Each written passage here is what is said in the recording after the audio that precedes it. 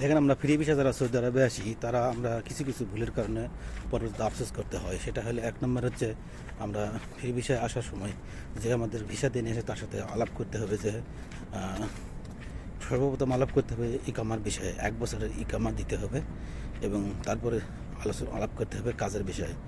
এই দুইটা বিষয় মজবুতভাবে আলাপ করলে পরবর্তীতে ঠকার সম্ভাবনা থাকে না। এই জায়গাতে আমরা ভুল করে থাকি। ভুলটা হচ্ছে কি, আমরা পাকাপোক্তভাবে কথা বলি না।